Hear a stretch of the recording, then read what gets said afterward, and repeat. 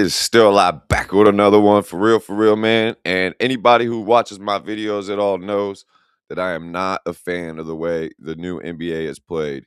And there's one bright spot that I do see in the NBA right now, and this dude's about to point it out in this video. It's that it seems like the rivalries and the hatred for some of the players is back. Like some players really hate each other nowadays again, just like it was in the 90s and the early 2000s. Sorry if I sound stuffed up, freaking allergies. But we're going to get right into this, man. Drop a like, comment, subscribe. Let's get it. Oh my goodness. And Musa upset. Yeah, Jose into it with Mark Williams. Come on, guys. On the shot clock. And again, here we go. This looks like the early 2000s. Yeah, up and down a little bit. We got a little fisticuffs here.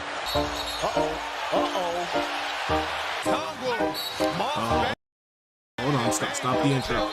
Oh, hold on, I said stop the intro. Did y'all saw? We are finally back. MB finally hate each other again, Hell and yeah. I love it. One of the biggest criticisms throughout the NBA was that these guys are too nice to each other, too friendly. Where's the competition? How can you smile? This nigga's blushing. How can you be smiling right now? Don't worry, Flight. I'm here to tell you now that you won't have to worry about any more of all this friendliness and foolishness on your screen. It's not even considered the National Basketball Association anymore. Streets are calling it the Brawling Association. These boys are throwing hands, haymakers. And nothing but pure negativity is back in the NBA, and I'm loving it. And it's not just because I'm loving the violence. I mean, sure, that's Facts. I just love the intensity that it's back with. But then there's still them certain teams that you can't do this with. part of it, but these fights, this hatred, it's saving the NBA. I mean, just think about it for a second. Some of the league's top stars, Steph, Bron, KD, these guys are geezers. They're on their way out soon. And this might be a little bit of a hot take, but I believe that since there won't be a consensus top face in the NBA, rivalries will be more needed than ever before to help the NBA grow and thrive. Everybody loves a good rivalry. And I think the NBA understands that as well, which is why I think they are consistently pinning two 7-foot demons that can do anything on the court against each other every time they get the chance. The headline that you guys have, that's what ESPN's promoting, that's what the NBA is promoting, and rightfully so. You know, Vic's a great player. You know, yeah, he eats you up for lunch, bro. You're not even close to as good of a player as him. It's not even in the same competition. I think I have a long way to go in this league, but, you know, I plan to be a great player. I knew hate was back in the NBA when this man Victor Wembanyama tackled Chet out the air, and when Chet went for the free throw and he missed it, this man Vic celebrated as if he just won an NBA championship. This is what true hate looks like, ladies and gentlemen. Vic and Chet have been compared before they even got into the NBA. And the moment they was both in the NBA, the media started rubbing their greasy hands, starting the comparisons. Every time they get an interview, have you talked to Wemby? Have you talked to Chet? What are your thoughts? Do you hate them? And I'm not gonna lie, for the first few years of their career, it felt kind of forced. Yeah, it's still one-sided. Chet is scared of Wemby and scared to match up with him one-on-one. That's why you don't see it happening very often, and that's why every time Chet gets dunked on or scored on, he just looks defeated. I mean, obviously they would go at it. They're both 7'4". It just made sense for the comparisons, but I didn't really Chet's like 7'2", and Wemby's like 7'6". If you see them stand next to each other, they're not the same height. Sense for that true disdain they have for one another until a few months ago. Let me paint the picture. OKC, best team in the league. And at this point, everybody's looking at that team like, oh, these boys might be one of the best teams in league history. And these boys are doing their thing, man, going on double-digit win streaks. Nobody can stop them. And we get to the in-season tournament, where it's the same story. Nobody can stop them. They're dominant. They're undefeated until they run into a real deal hater. Real deal. Wembanyama goes down, gives it up. Sam Penny, 3-ball, corner pocket. Teardrop, no, blocked out of there by Wembanyama. San Antonio is quite a bit better with Victor Wembanyama. And he was playing minutes restrictions in these games. That's why you have to go get a guy with my experience.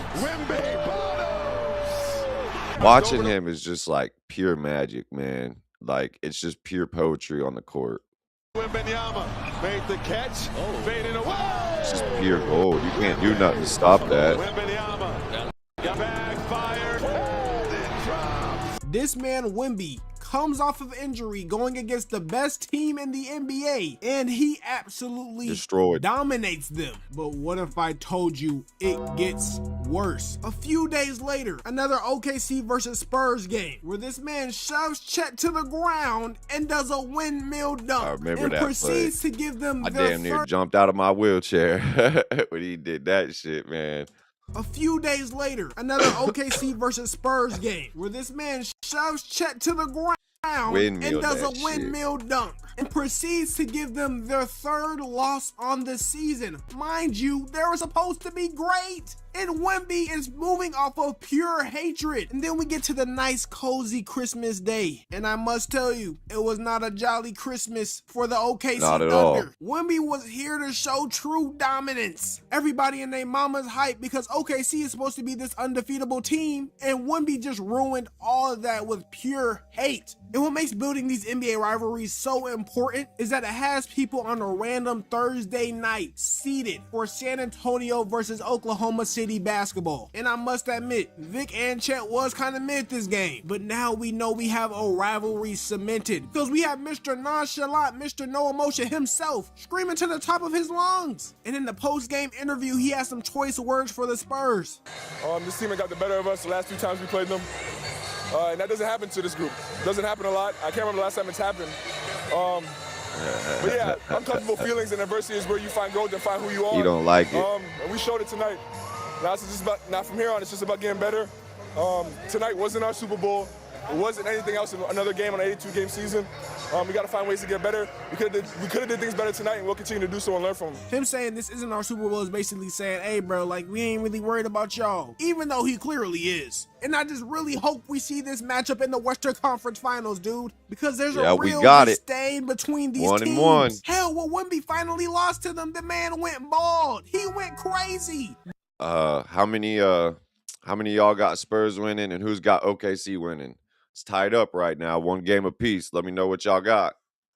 The man's even making his teammates go bald. Somebody stop Wemby. No, but on a serious note, bro, I need this playoff matchup, Adam. Make it happen. Speaking of the playoffs, there was a team that was absolutely garbage last year and are going to be a playoff team Dillon fueled off Brooks, of pure man. hatred. I'm talking about the Phoenix Suns. I've been a fan of Dillon Brooks for years. Everybody used to hate on him, and I loved the intensity that he brought. I've been a fan since before he started becoming a superstar. I love Dillon Brooks, the way he plays. He just gets out there and he's not scared of no one.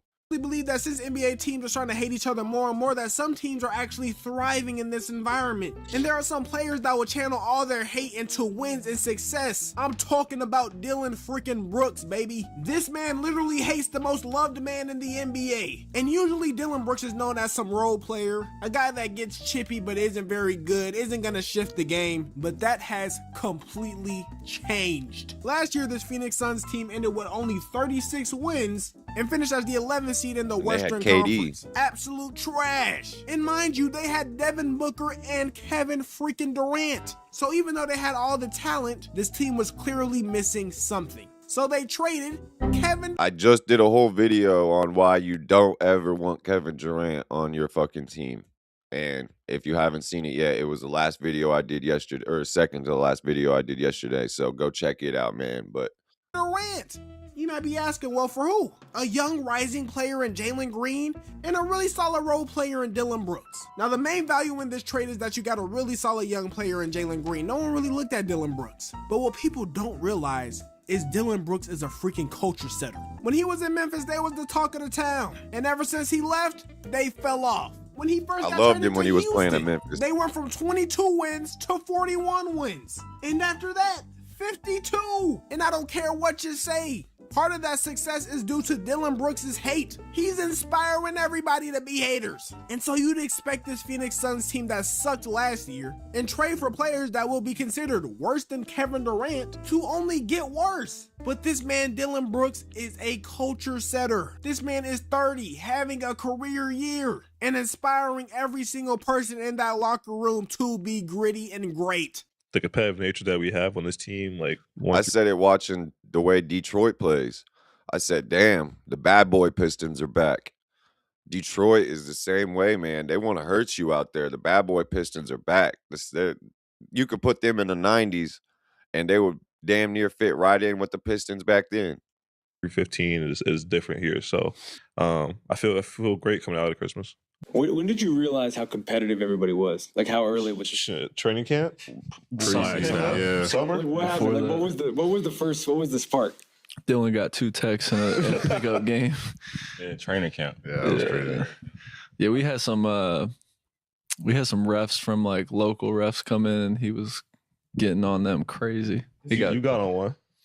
Yeah, but we're talking about Dylan. That was terrible.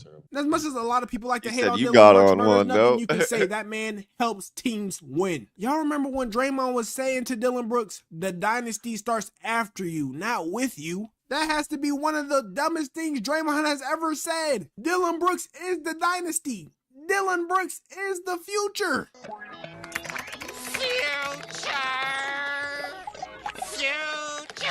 Oh my God, the SpongeBob. Speaking of the shit. future, superstars need to be made one way or another. And I do think a lot of that comes down to how much you can make the NBA hate you. Just look at Shea, man. This man had one of the best seasons of all time, a championship, a finals MVP. Well, people just hate Shea because of the way he plays. They don't hate him because of how good of a ball player he is. There's a difference. They hate him because he is actually ruining the game, not saving it. He's actively destroying it and ruining why people love the game. If they just played physical, then people wouldn't complain about it.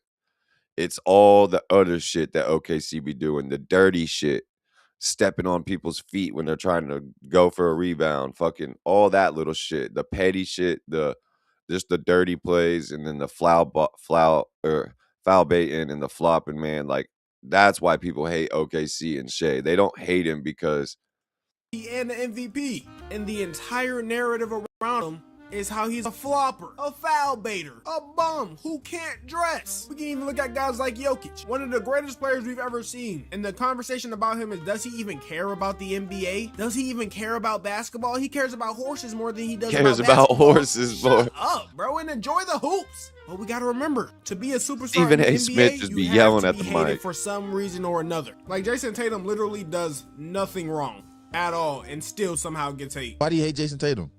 Bro, I hate Jason Tatum, one, because like I said, I'm from Philly, so I'm a Sixers fan. Not only is he always beating my team, he won the chip, and my celebrity crush since I was like 16. See, they hate him, though, for being a great player. They don't hate SGA for being a great player. They hate SGA for the way he plays. Tatum, they hate him because, like she just said, he keeps beating my team.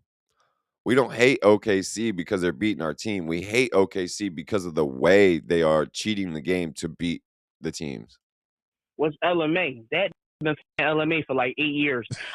I'm the only nigga who knew it, though. Like, it's crazy. Now, he got her pregnant. And I feel like everybody just found out they was in a relationship. Whole time, I was in Reddit back in like 2019 trying to find out who she dated. For whatever reason, I thought I had a chance. I'm looking at her story like, okay, she in St. Bart's this date. I'm looking at his shit. Oh, wait, he on the beach. I don't know what beach this is, but why does she match? I see a little light-skinned elbow and maybe a story or something. I'm like, that elbow a little tatted. I'm zooming in on his shit, bro. I'm telling you, I'm really, you know, Straight stalking.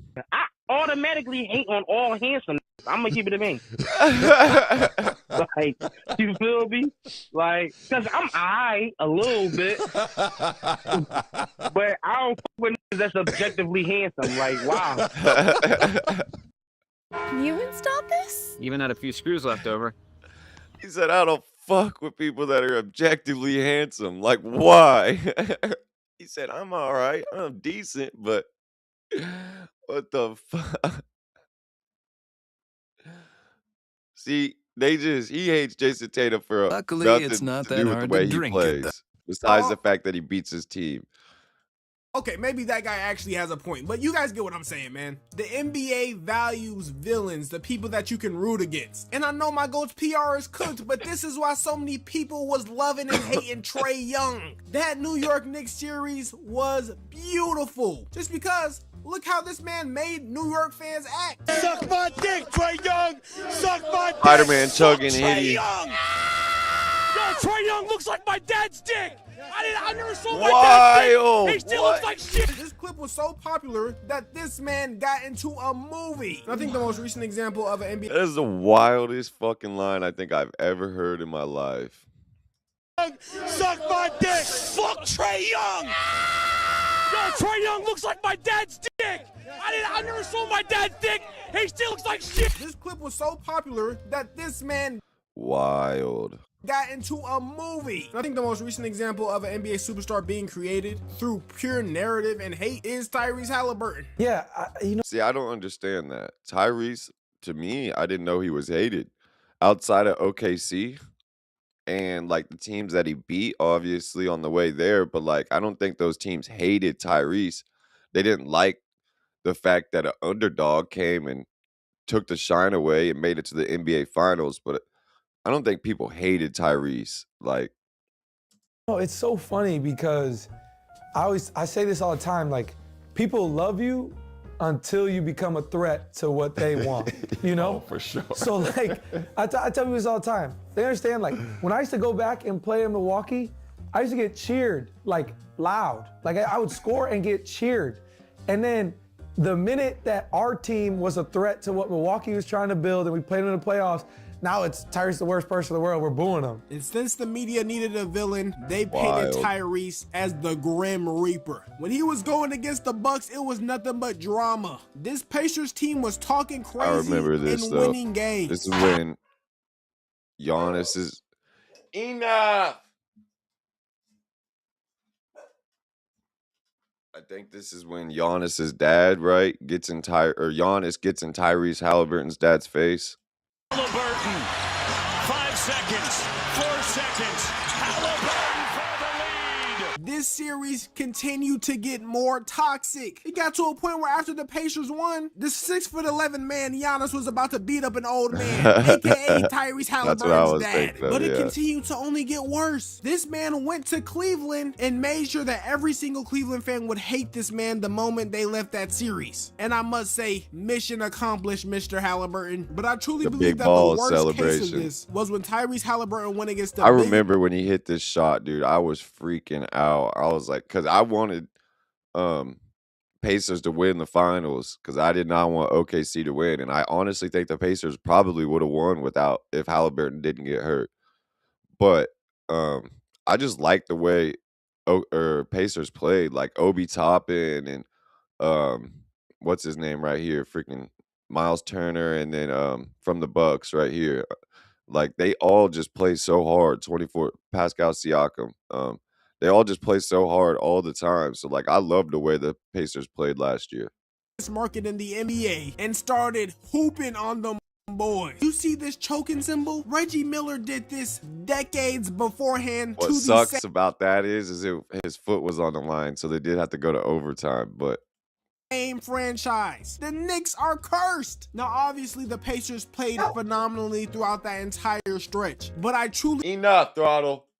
Don't think it would be as entertaining if they weren't perceived as villains. And I know it's not great to think about it, and sometimes we should just keep it basketball. But the media, and I'll admit it, fans love to have a villain, and people love to pay to see that villain lose. Now, I will say Tyrese is a little bit different. That Game 7 was absolutely devastating. Yeah. But regardless, hate around the NBA is building up so much for And this I'm here league, for it. and it is honestly saving the NBA. Yeah. And This shit is saving this is the counter that's saving people to watch basketball to the counter to what OKC is doing, because a lot of people are stopping watching basketball because of the way OKC is playing.